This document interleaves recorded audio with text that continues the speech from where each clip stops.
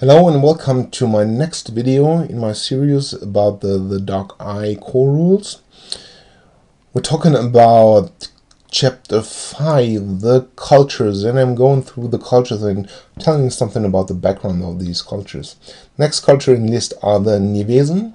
They are a bit like Northern Scandinavian people or something. They live in the high north. They are a tribal society. This is not a country or a kingdom they live in. They're pretty much independent among the tribes. They are led by a woman, older woman, and a shaman. They believe in a goddess that is a wolf, and they have herds of reindeers, which are called Karene, in Aventuria, and they just live as nomads. They're traveling from place to place during summer and winter, and yeah, that is the Nivesen. Closely related are the Nobaden. Not closely related, they are simply Nobaden. Also are a tribe from the north, or not tribal, they are just independent traders. They travel from town to town, from tribe to tribe, and just trade in the high north. They are originally from the south. They are Tulamenian people, so they are Arabian. They have unusual dark skin color for people living in the north, but they parted from the south ages ago, and they cannot be really they don't have a direct culture they are taken from, no earthly culture they are taken from. They are a mix of different cultures. They have influence from Russia and Mongolians culture and Jewish culture. They are a wild mix. They're usually friendly people, friendly to strangers and traders, but because they travel around and they're foreigners wherever they come, they are looked on with suspicion by other people, but they are in general harmless. Next culture is Nord Aventuria, Northern Aventurian. They just people who live in the high north and are not Nivesen and are not Nobaden, and this can basically be anybody. This can be a goblin, this can be an orc, this can be a Torwalian, this can be Middenrealmian. This is just, they are no way structured. They are just people who live in tribes, in cities and villages in the north, and they don't have really a common culture, except that it is a very diverse culture. It's not very densely populated up there, so you might find a village there or a tribe there that lives in a certain way, and the people in there are a wild mix of goblins, Torwalians, Middenrealmians, and whoever made his way up north, maybe for hiding.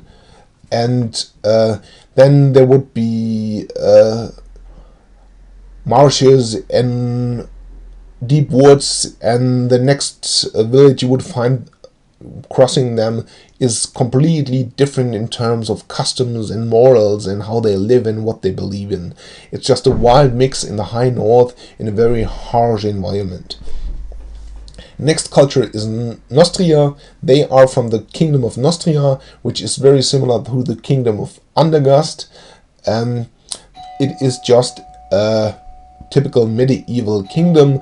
It is often overlooked and not very important for the politics and stuff that goes on there. Everything is pretty small. People are there not very rich, and therefore it is, like Andergast, one of the typical starting regions. They have deep woods where you can place all kinds of secrets and old mysteries, and it is easy to make a name in these kingdoms, Andergast and Nostria, because there's not so much going on and there are just not so many noteworthy people, and it's easy to get into touch and more realistic to get into touch with the kingdom of Nostria or Andergast compared to getting into touch with the kingdom of a king or a lord in the Midden Realm, or even the empress of the Midden Realm. So this is a typical starting region, and Nostria and Andergast will, I think, be the first region that will be described in additional source material. Next culture are the Novadis. They're just people from the desert. They're like the people you would associate to northern Africa, or more like the Arabian people, the old Arabian Empire from the medieval time. They're led by a caliph. They believe in one God who gave them strict rules to follow, and where they have constant debates how to interpret these rules. They are very religious. They are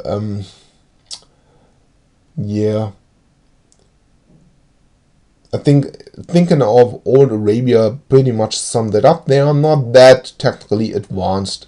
I mean, Arabia back in the days was pretty technically advanced. They are not so much about that, but they live in oases in the desert with camels, and they have horses, and they are very famous for because, and they are pretty much an Arabian-like culture. Next culture is Südaventuria, Southern Aventurian. This sums up, I think, all the white people that live in the south. And they are there at the colonial power, or they were once colonies, and now they are independent and the dominating powers in the south, although the wood people and the Indian-like people who live in the rainforest were the original people who lived there. The culture is like a colonial culture in America during in the Caribbean with the pirates and such, and they are influenced. The dominating power down there, the city of Al-Anfa, is pretty much has a lot in common with, or some parts are like the old Spain with the Grand Armada and stuff like that, and they have something like a silver train and all these things from like the Caribbean and the old pirate times of Middle and South America. And they also have a bit of a grim touch to them, a dark touch, because they are slaveholders, they deal with drugs, they deal with slaves, they enslave a lot of the wood people that live in the rainforest, but they have no problem making a war with someone or just enslaving whoever comes in their way and whoever they can get hold of. Next culture is Sveltaner. They are Svelt from the Svelt Valley. Svelt is a river in northern Aventuria, and once upon a time, in the beginning of the Dark Eye, they were a collection of Midden Realmians mostly that lived in the high north, independent cities that were traders, and not so much a country or a kingdom or something, more independent people living in the high north. But in a campaign, they got conquered by the orcs. Now they are not so much independent, and the territory and the life there is even rougher, because under the orc there is no law and order. What you can do whatever you want as long as you are able to fight off everybody who wants to stop you, and it is influenced by the Wild West and the North America during the colonial age. During the Wild West age, there's currently something like a gold rush going on there, and everybody is basically fighting for himself. There's only one city, the biggest city, that is still, it's not independent, but it was not occupied by the orcs. Everybody else is basically controlled by orcs, and everybody can walk in and walk out as long as he is able to survive and good enough to fight everybody who wants to kill him. So, next culture, the Thorwalian people. They are Viking-like people, very much with a very specific take in the Dark Eye. They are kind of democratic culture, because they're organized in in Ottas, which is people who basically belong to all the people that sail to the sea on one boat or belong to one captain, so to say, and they elect their leader, they elect their captain, and the captains, they are called, oh my god, I've forgotten the name. They are led by the captain. Heetleute.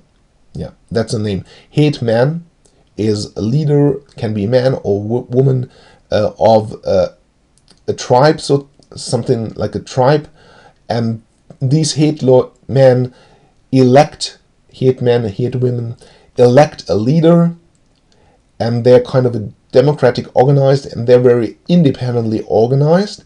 If you are the Heetman of the Heetman, you don't have really a lot of power. You can't, you don't have your own army or something. They change in about this in recent time because they need just a powerful army to defend against or to fight against other empires as such, most notably the Horasian Empire.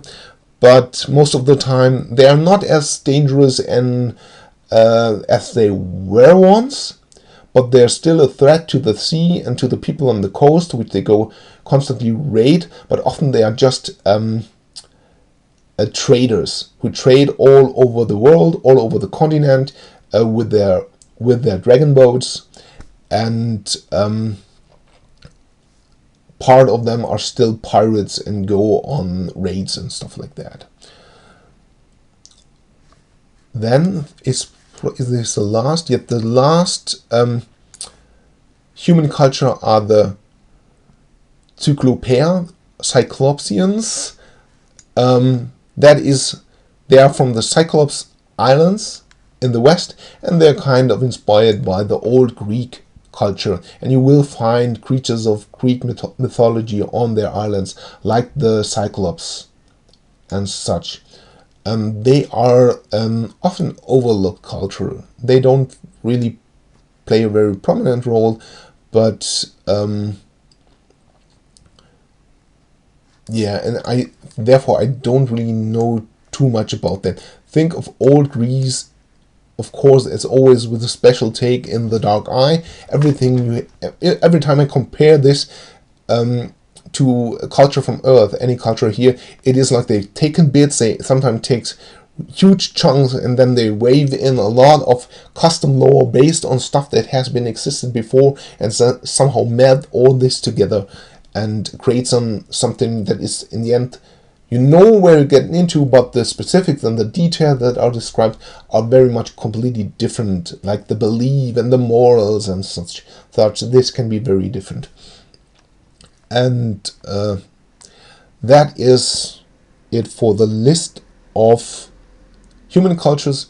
I'm gonna make a break here and make another videos about the elven cultures and maybe the dwarven cultures too, depending on how long it takes.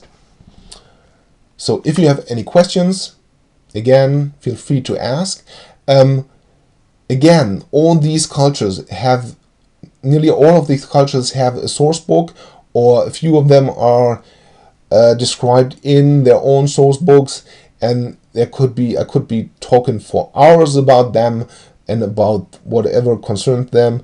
I'm not going to do this. So you can ask very specific questions and I would know the answer, but I'm not going to tell you that because I'm basically too lazy to have a lengthy explanations here. So please don't expect too detailed information from me, and my time is limited. Making this videos already takes up a lot of time. So that's it for now, and the next video will be about elven and dwarven cultures. Thanks for your attention. Bye.